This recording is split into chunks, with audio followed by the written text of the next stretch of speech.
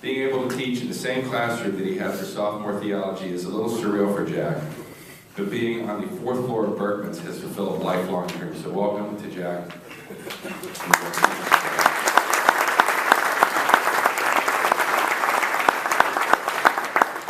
Thank you very much. It's a little bit weird to be at an event that I went to when I was a student. When Austin Ryan asked me to give the talk, Super Bowl breakfast and everything like that, we engaged in very serious negotiations about what my contract would entail. For the speaking engagement, I had really only 2 stipulations. Number 1, that there was bacon at the breakfast, and then number 2, that my dad would be allowed to come. So I'm very fortunate to have my dad here too, to share this experience with me. I'm just going to talk a little bit about my prep experience, what led me to go to Texas, what allowed me to come back, and kind of the impact that my dad has had throughout this entire experience. Growing up, I always loved history.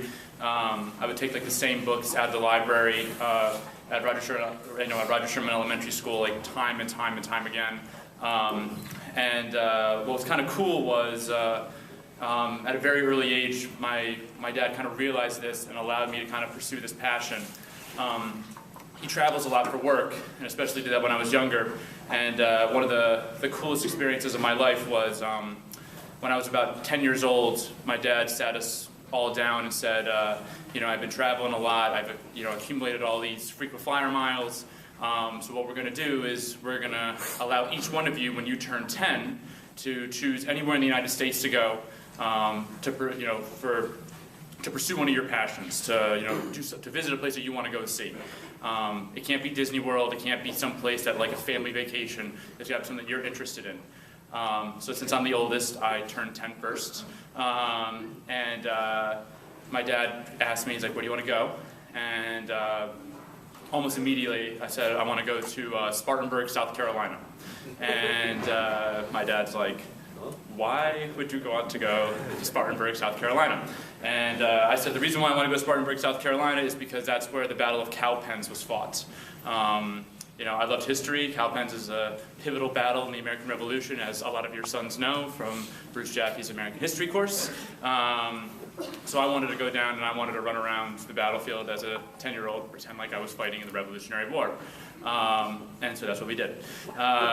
We went down there. We visited Fort Sumter, and that was just.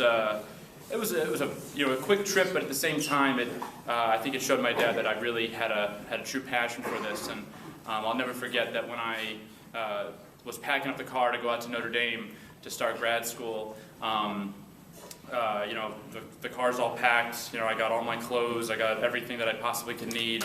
And he comes up to me, and we're sitting in the driveway, and he told me that he never was more proud of me than he was at that moment, and that he knew I was going to be a teacher because, again, what 10-year-old in their right mind would choose to go to Spartanburg, South Carolina?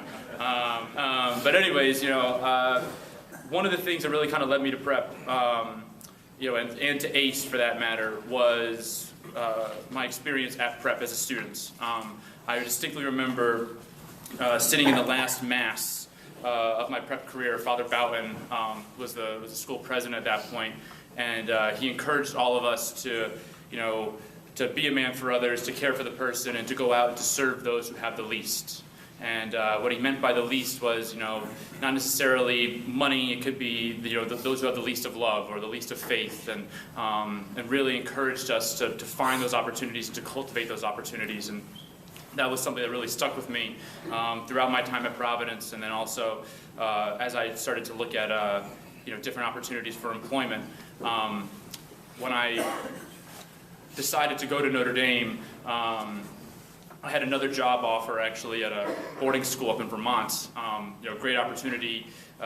Would have paid me a lot more than go into Texas. But the fact that I got to work in a Catholic school and be of service was something that I remember coming down from Providence and sitting in my parents' living room and making a list of pros and cons about each school, and my dad kept on coming back to the fact of like, hey, it's a Catholic school. Hey, like, this is something that you've always said that you wanted to do, and you would, if you had to go back and do it over again, I think you would kick yourself if you didn't do it. And so I remember I was driving to school, and they had one of those lights to say the time and the temperature.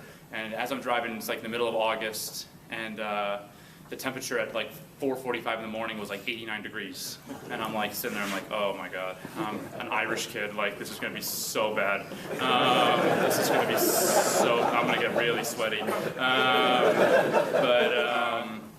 of the most fulfilling aspects of the program though, besides being able to work with the kids and coach and do all those other things, was living in community. Over the course of the 2 years, I lived with 7 other teachers. At one time, there was always 8 of us living in the house. And you had myself from Fairfield County. I had a friend who actually, of all places, was from Spartanburg, South Carolina. I had a couple friends from Chicago, from Cleveland. One of the girls I lived with decided that she wanted to become a teacher after actually pursuing the path of being a nun. I lived with a girl who was from like the inner city in Houston, and so it was really kind of cool to be in a situation where you have all these different points of view and all these different viewpoints. Every single week we had 2 community dinners where 2 of us would cook for the rest of the other 6, and we'd all sit down and we'd have a meal and we'd discuss kind of the growing pains, things that teachers at prep discuss in the teachers lounge, talking about students that that we wish we could help more, or students that are doing really well, or hey, I tried this out in my classroom, maybe you should try this out. And so it was really kind of cool to have that experience. And everybody kind of sat there and was like, well, like it was pretty deep, because he goes, parents are the primary educators of children.